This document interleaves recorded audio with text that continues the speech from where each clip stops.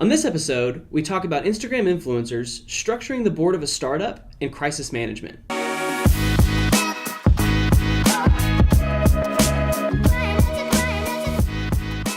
Hey everybody, welcome to episode 20 of the AskEngine show. We've got Jim, the Notorious, coming back to join us. And episode 20.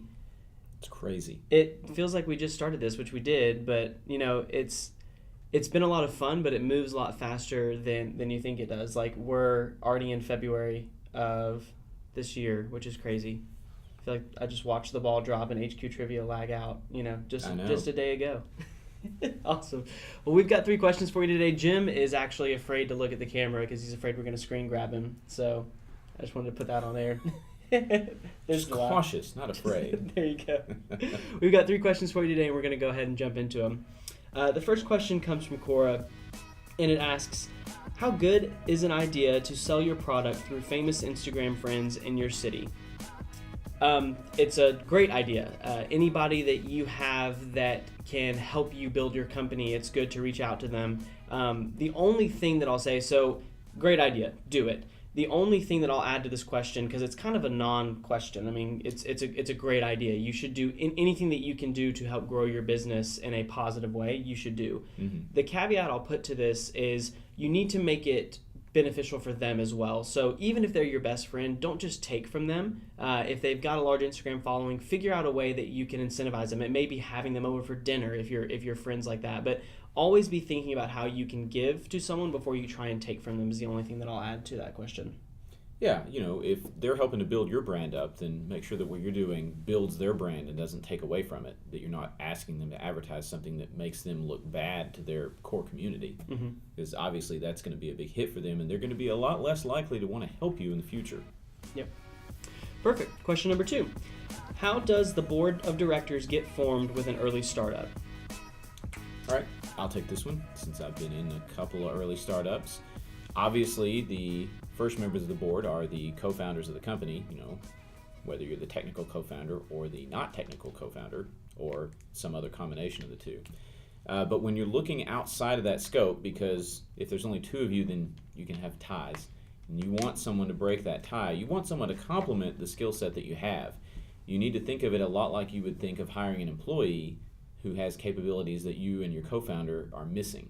So if this is your first startup, you're probably looking for someone who is experienced in business and can kind of teach you almost, can be hands-on with you and your co-founder and guide the 2 of you through the process, navigating the waters of forming a small business into a less small business. If you've got a couple of startups under your belt, then maybe you're not even watching this video. You already know how to pick a board member. So board members obviously are normally tied to investment. So larger investors are definitely going to want a seat on the board so that they can steer the company, not necessarily to their benefit, but just to the benefit of everyone. And you want that. You want someone who both believes in your idea enough to give you money and believes in you enough to want to actually impart to you some of their knowledge. So you want someone who has that knowledge.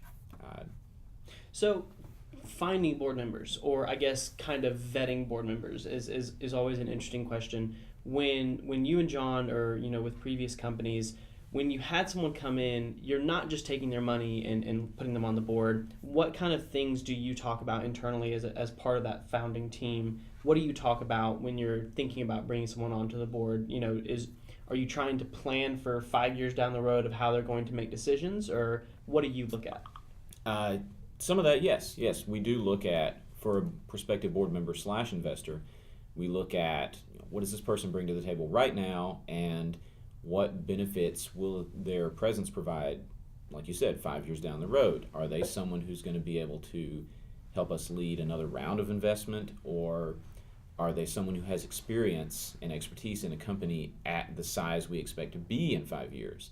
That is absolutely critical, because the company that you build from the start of, say, 5-10 employees is a completely different animal from the company you get even at 50 employees, to say nothing of like 200 employees. When it's 200 employees, it's totally unrecognizable from what it was before. And so as everyone, you can read 100 articles that tell you, well, you'll need different employees at those different stages of the company, different kinds of people with different skills.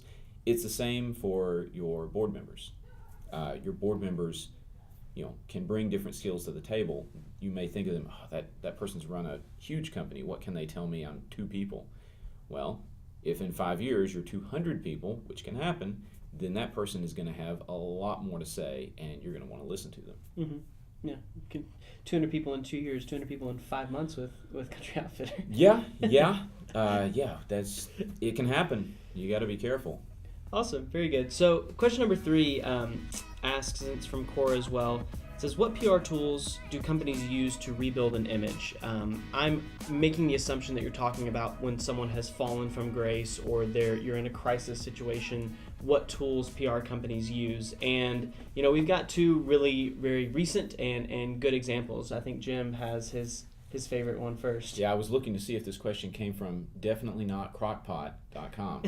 So we're coming off of Super Bowl Sunday, and there was an episode of a show I'm told is pretty popular called This Is Us. We need to do spoiler alert in case someone hasn't someone hasn't seen it, because I almost got slapped by my wife for telling her this. I'm not into the show. Our cameraman is plugging his ears. Plug your ears now. If you like the show This Is Us, it's not for me. But okay, so the Crockpot let's just say Crockpot does something. Crockpot plays a pivotal and very negative role in this episode of the show. I'm a fan of Crockpot. I love them, so that's kind of painful to see. Apparently Crockpot got some kind of advance notice, or they had a plan in place. More likely they had a plan in place. Mm-hmm. And gosh, a week or 2 ago, long before the episode aired, Crockpot was preemptively getting their messaging out on social media. Mm-hmm. And started their first Twitter handle. Yep, they actually started the Twitter account to save themselves, because the negative press they started getting even a week ago was not what you want. It was really bad. Boycott Crockpot was a trending hashtag on Facebook and Twitter. Yeah, because I do like a good Crockpot meal.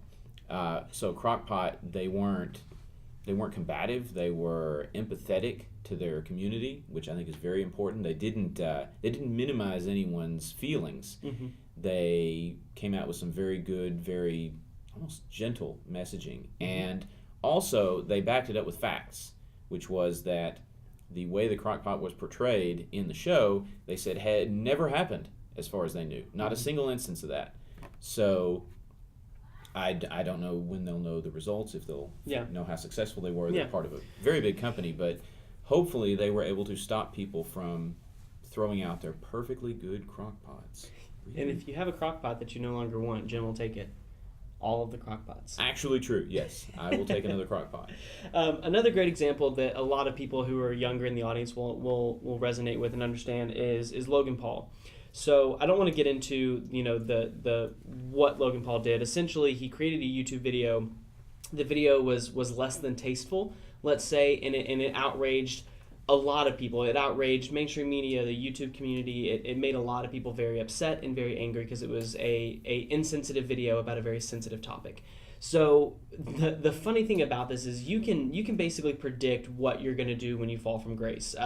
Philip DeFranco put out a whole video on this where he called a play-by-play of what Logan was going to do. He was going to take some time to be by himself, to reflect, to think about what he has done. He's going to create a very touching and moving, emotional video, and he's going to make a donation to a nonprofit or a campaign to promote, in this case, suicide awareness and suicide prevention. And then he's going to go on with his life. And really what hinges on, there's very few things you can do when you mess up, especially on that large of a scale. The best thing you can do is just own up to it. Say, I'm sorry, I messed up, I had a lapse of judgment. Please, I hope that in time you can forgive me. And then make the donation, take your licks, and then the best thing, and this is not a PR move, but this is just being a good human being move, just learn from it and don't do it again. The best PR stunt you can do is change behavior. So, we'll show that. Joe will do some cool editing here. Most likely we're going to see one of two things happening, maybe a hybrid. One, Logan Paul coming back saying he learned his lesson. Most importantly, I want to apologize to the victim. and his family. And then throwing himself into maybe a charity or donation or doing something with like a cute kid is meant to show that he's trying to learn and be a better person. Bonus points if in that video when he's being real with you, if there's sad or sympathetic music, double bonus points if it's just piano. From this point on, I want to make an effort to contribute and immerse myself in the conversation, so I'm pledging to donate $1 million to various suicide prevention organizations. It's really quite comical, you know, how Philip DeFranco called literally every step of the way what he was going to do, and you can see it from a mile off. But take your licks, say you're sorry, do not fight the media, do not fight people who are upset with you. The worst thing you can do in a 48-hour news cycle is to continue to be put into that news cycle. Just delete your accounts for a day or two, apologize, and then move on. Is really the best thing you can do there. That's the end of episode number 20. We're just chugging along here. We've got a question of the day, Jim. What do you want to ask the audience? Gosh, what did I ask last time? Let's see. Who's thinking about blockchain? Who's thinking about blockchain? Yeah. Have you thought about how blockchain and blockchain technologies can impact your company? Not in a, can I get the word blockchain in my company, but actual use. A cloud-hosted, blockchain-enabled something. Yeah, yeah. And please understand, blockchain is not just Bitcoin. Like, No, I think a lot of people get, which our audience is pretty tech savvy, so like y'all most likely get that. But for the wanderer who sees this, blockchain as a technology is here. It's not going to go away. It doesn't rise and fall. Bitcoin and other cryptocurrencies, you know, we can have. I don't want to have a discussion about that. When I said blockchain. There you go. Actually, the coolest idea I saw so far today was a subreddit that is being moderated via blockchain. Ooh. So I'm going to go, I didn't have time to read the full abstract of it, but I want to go read some more about it. Cool. Bring We'll link back. that in the description notes as well for you to check it out. But guys, thank y'all so much for watching, and we'll see you tomorrow. Thanks.